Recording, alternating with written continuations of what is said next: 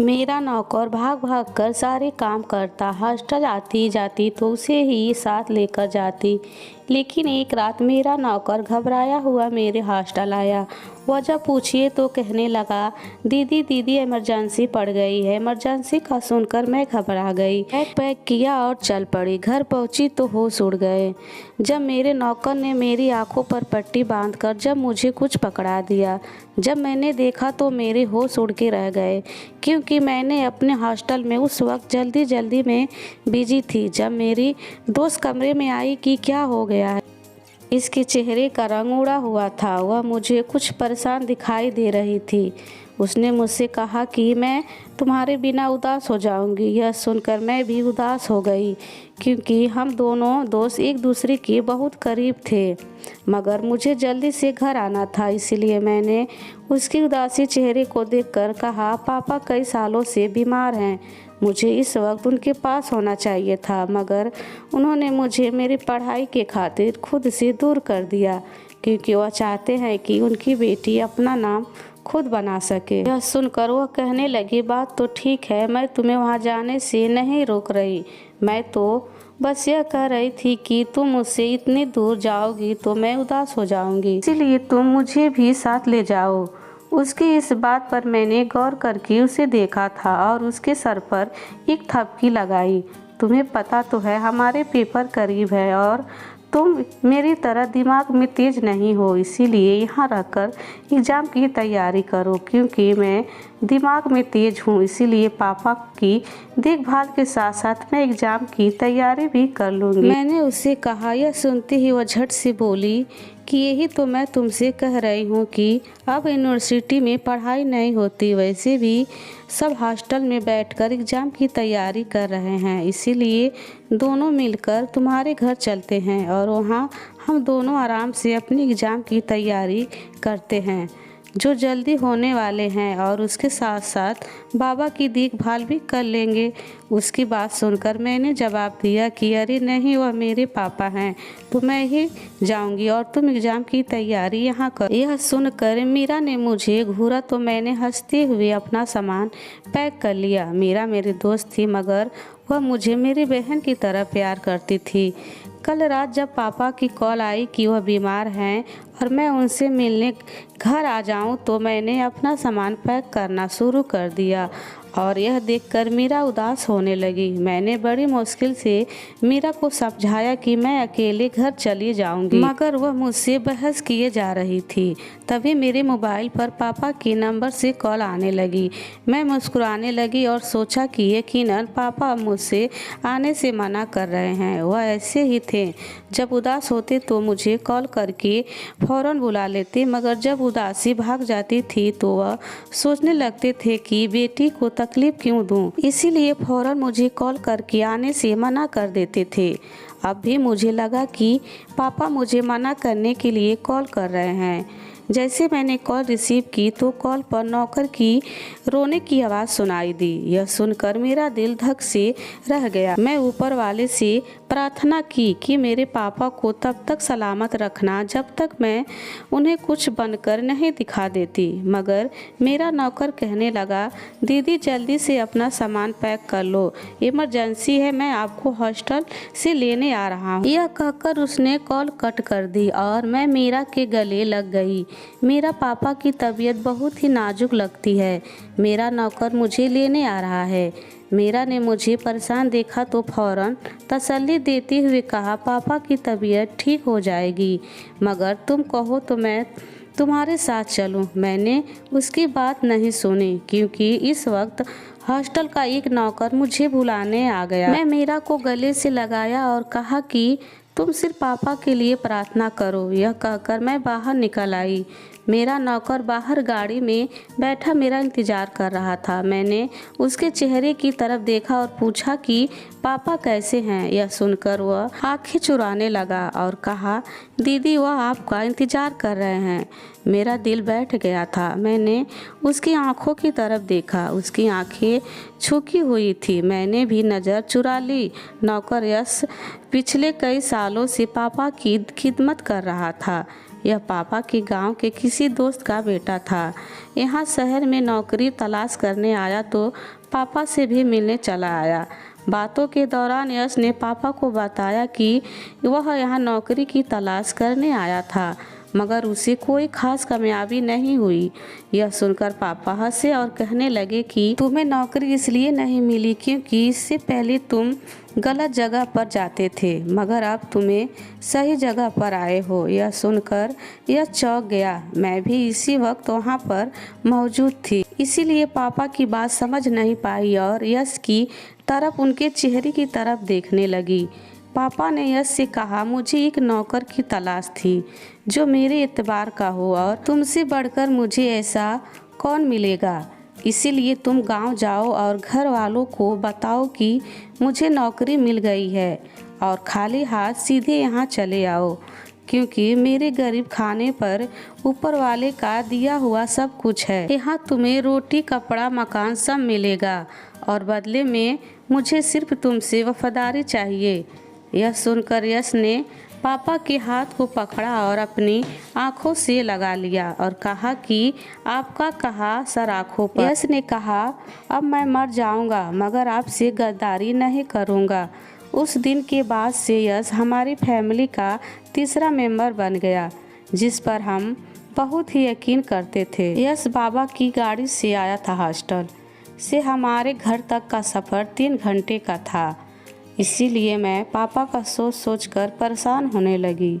मैं हर महीने पापा से मिलने घर जाती थी, मगर इस महीने हमारे एग्ज़ाम हो रहे थे, इसीलिए मैं घर का चक्कर नहीं लगा सकी, जिसका मुझे अब तक बहुत ही अफसोस हो रहा था और मैं रह रह कर खुद को कोस रही थी, क्योंकि मेरे पापा इम्तिहान से ज़्यादा अहम थे। काश मैं उस वक्त पर घर चली जाती तो मुझे पापा की तबीयत का पहले से पता चल जाता था। शायद मैं अब उनके पास ही होती। मैं उनके पास रहकर भी एग्ज़ाम की तैयारी कर सकती थी। मुझे रोना आ रहा था। जिस बाप ने मेरे लिए अपनी हर खुशी कुर्बान कर दी, मैंने उनके मुकाबले में अपनी एग्ज़ाम को तहज्जुद दी। मैं रोते हुए बार बार यही इसकी तरफ देख रही थी। आज से पहले ये इतना चुप कभी नहीं हुआ था। वह मुझे पहली बार हॉस्टल लेने आया था, वरना तो मैं खुद ही आ जाती थी। सफ़र लंबा था, ऊपर से पापा के बारे में सोच सोचकर मेरी तबीयत खराब होने लगी। मुझे बैठे बैठे चक्कर आने लगे थे। यश ने मेरी यह हालत देखकर तो गाड़ी रोक दी और कहा कि दीदी आपको क्या हुआ। उसके पूछने पर मुझे याद आया कि सुबह मैंने हॉस्टल में नाश्ता नहीं किया था, शायद मेरा बीपी लो हो गया था। यह बात मैंने उसे बताई तो वह कहने लगा, हम पहले कुछ खा लेते हैं। यह सुनकर मैं रोने लगी। गाड़ी मत रोको, मैं ठीक हूँ, मुझे पापा के पास जल्दी से ले चलो। मगर यश ने एक जगह गाड़ी रोक दी। मुझे भी भूख लगी है, यह कहकर वह गाड़ी से उतर गया। मजबूरन मुझे भी गाड़ी से उतरना पड़ा। यश ने मुझे रास्ते में अच्छे होटल में लंच करवाया, उसके बाद आइसक्रीम खिलाई ताकि मेरा बीपी ठीक हो सके। उसके बाद हम गाड़ी में आ गए और मैं सीट से टिक लगाकर पापा के बारे में सोचने लगी। मेरी माँ के अचानक मरने के बाद पापा बिल्कुल घबरा गए थे, क्योंकि वह जवान थे और मैं बहुत ही छोटी थी। माँ के मरने पर सब कहने लगे कि यह माँ की मरने की उम्र नहीं थी, मगर मौत पर किसी का क्या बस है। हम सब उसके सामने भी बेबस हैं। इसीलिए माँ के मरने के बाद मेरे नानी ने खुद मेरे पापा से कहा कि वह दूसरी शादी कर ले, मगर उन्होंने इनकार कर दिया। यह सुनकर नानी ने कहा कि वह मेरी देखभाल ना कर सके तो बेशक मुझे नानी के घर भेज देंगे, मगर पापा ने ऐसा करने से भी इनकार कर दिया, क्योंकि वह मुझसे बहुत ही प्यार करते थे और नहीं चाहते थे कि मैं उनके होते हुए किसी और के घर रहूं, चाहे वह मेरी सगी नानी का घर क्यों ना हो। इसीलिए मेरे पापा ने मुझे कहीं जाने नहीं दिया और माँ बनकर मुझे खुद पाला, मेरी अच्छी तरबियत की और अच्छे बुरे की पहचान दिलाई। मैंने स्कूल से यूनिवर्सिटी तक का सफ़र बहुत ही शानदार नंबर से तय करके किया था। यूनिवर्सिटी में भी मैं टॉप पर आई थी तो सब मेरी तारीफ करने लगे और यह सब मेरे पापा की वजह से हुआ था। वह बाप जिसने मुझे तो एक कामयाबी लड़की बना दिया, मगर आज बुढ़ापे के हाथों बिस्तर तक होकर रह गए हैं।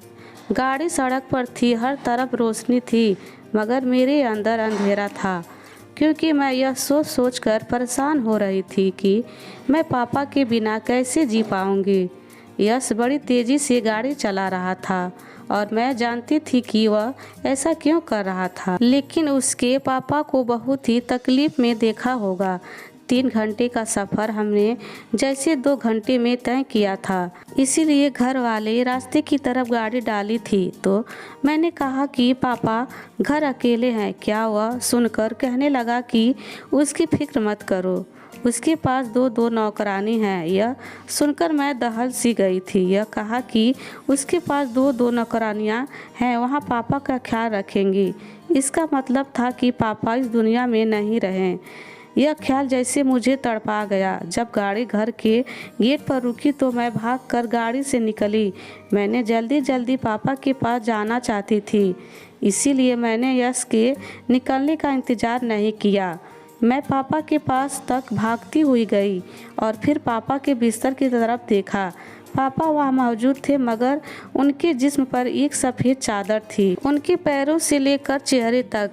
नहीं नहीं, ऐसा नहीं हो सकता पापा, आप मुझे छोड़कर नहीं जा सकते। प्लीज़ पापा आंखें खोलो, आपकी बेटी आई। इससे बात किए बिना आप कैसे जा सकते हो? आप मेरी खुशी, मेरी कामयाबी देखे बिना नहीं जा सकते। यह सुनकर चादर के नीचे कुछ हरकत हुई और मैं चौंक कर उनके चेहरे से चादर हटाई तो पापा ने बड़ी मुश्किल से आंखें खोली। मुझे देखा तो कहने लगे कि तुम यहाँ पर क्यों आई हो? तुम्हें यहाँ नहीं आना चाहिए था। वह यश हमारी जान का दुश्मन है। पापा की बात सुनकर मैंने उन्हें बस यकीन से देखने लगी। पापा आप यह क्या कह रहे हैं? मैं यश के साथ आई हूँ। वह मुझे यह कहकर हॉस्टल से लाया है कि आपकी तबीयत खराब है। यह सुनकर पापा ने कहा, यह यश की चाल है बेटी, तुम यहाँ से भाग जाओ, तुम्हारी जान को खतरा है। यह सुनकर मैंने पीछे मुड़कर देखा तो यश पीछे खड़ा था और उसके हाथ में पिस्तौल थी। तुम्हारा बाप झूठ बोल रहा है, मैं तुम्हारा जान का दुश्मन नहीं हूँ। मुझे बस तुम्हारी दौलत और जायदाद चाहिए। तुम उस पर साइन कर दो, मैं यहाँ से फ़ौरन चला जाऊँगा। यह सुनकर मैं हक्का बक्का रह गई। यह तुम क्या कर रहे हो? यश हंसने लगा और कहा, मैं इतने सालों से आपके पापा की खिदमत कर रहा हूँ, बेटा बनकर उन्हें बाथरूम ले जाता था और उनका कंधा साफ करता था, मगर यह बड़े बेवफा निकले। उन्होंने अपनी सारी जायदाद तुम्हारे नाम कर दी। जायदादी उन्होंने इंसाफ नहीं किया, इसीलिए मैं अपना हिस्सा छीन लूँगा। यश बागी हो चुका था और उसके मुंह से ऐसी बातें सुनकर मैं उसकी तरफ बढ़ी। गद्दार, तुझे याद है जब मेरे पापा ने तुझे नौकरी दी थी, तुझसे क्या मांगा था? मेरा सवाल सुनकर यश ने जल्दी से कहा, याद है, तुम्हारे बाप ने कहा था कि मुझे एक नौकर की तलाश है जो मेरे एतबार का हो, और तुमसे बढ़कर मुझे ऐसा कौन मिलेगा।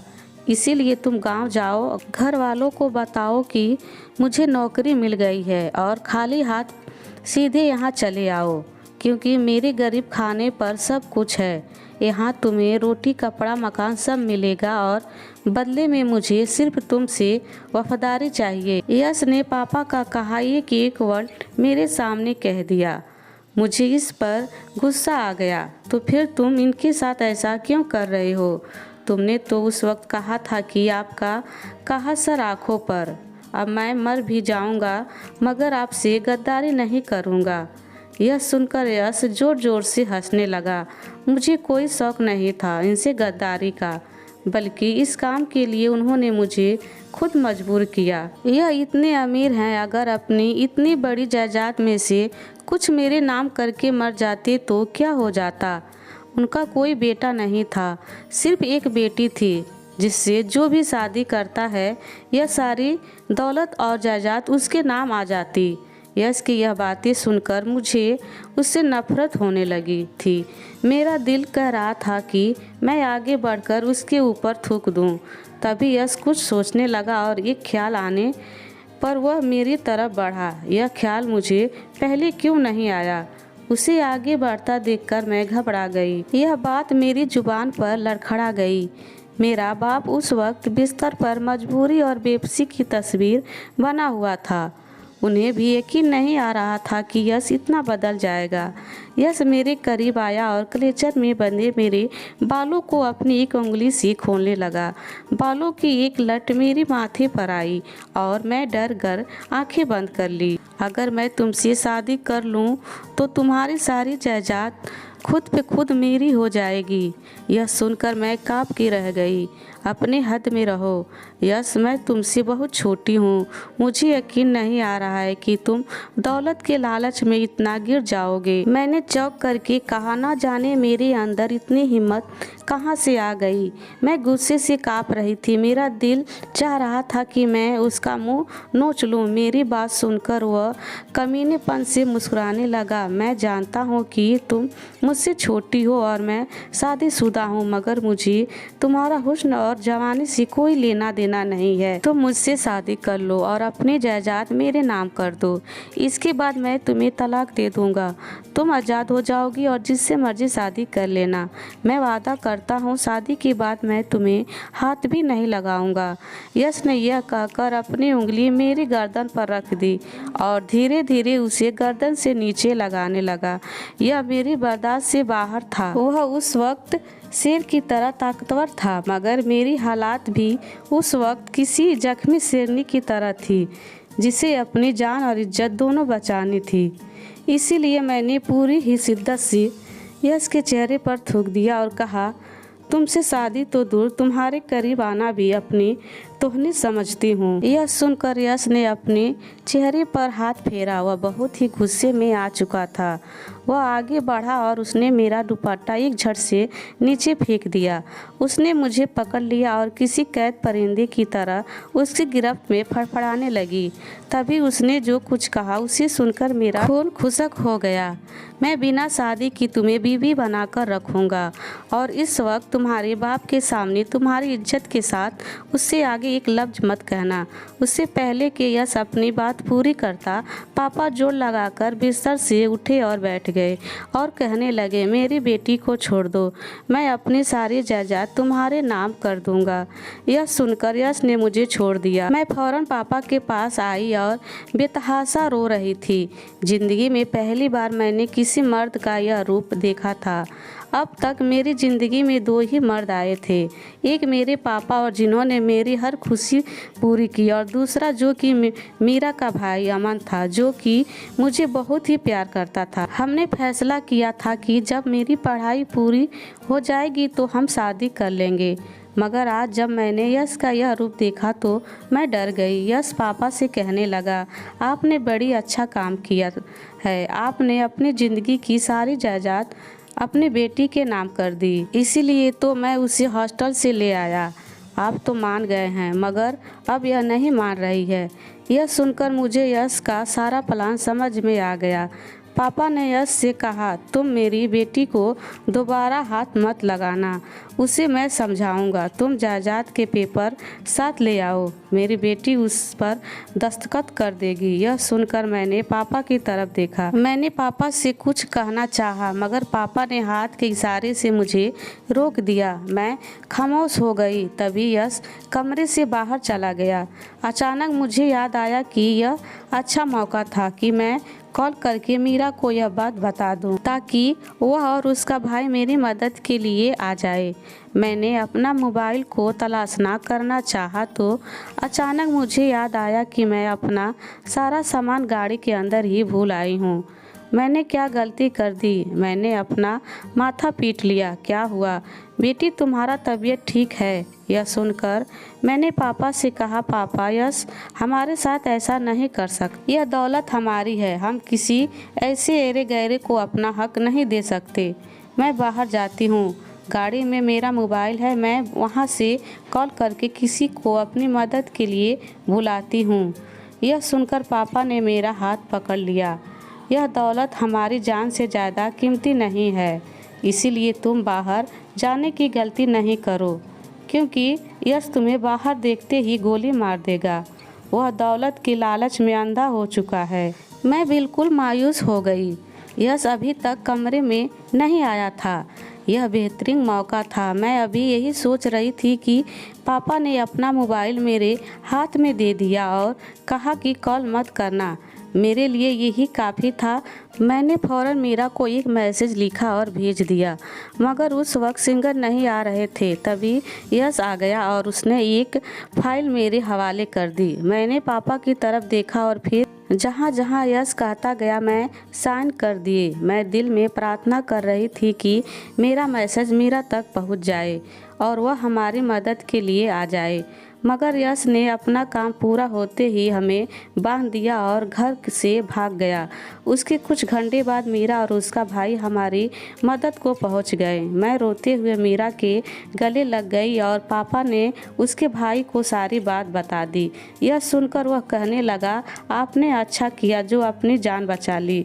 जायदाद का क्या है, वह हम दोबारा से हासिल कर लेंगे। यह सुनकर पापा ने उसकी तरफ बेयकीन से देखा तो मैं पापा को बताया कि यह मीरा का भाई है और यह वकील भी है। यह सुनकर पापा सुकून से हो गए और पापा को हम अस्पताल ले गए, क्योंकि यश ने कई दिनों से उनको घर में कैद करके रखा था, जबकि मीरा के भाई ने यश पर केस कर दिया। हमारे एग्ज़ाम होने वाले थे, इसीलिए मैं और मीरा हॉस्टल चले गए और मीरा के भाई ने सारी मामला संभाल लिए। वह रात दिन पापा के साथ रहता था। पापा को वह बहुत ही पसंद आया था। हमारे एग्ज़ाम ख़त्म हुए तो मैं और पापा मीरा के घर आकर रहने लगे, क्योंकि पुलिस ने यश को तलाश कर लिया था और जब अदालत में उस पर केस चल रहा था, इसीलिए मीरा का भाई नहीं चाहता था कि यश हमें कोई नुकसान पहुंचाए। हम इस जायदाद के असली वारिस थे, इसीलिए अदालत ने हमारे हक में फैसला सुनाया और यश को इस जुर्म में जेल भी भेज दिया गया। जिस दिन हम केस जीते उस दिन मीरा के भाई ने पापा से मेरा हाथ मांग लिया। जल्द ही हम दोनों ने शादी कर ली और हमें हमारी जायदाद मिल गई।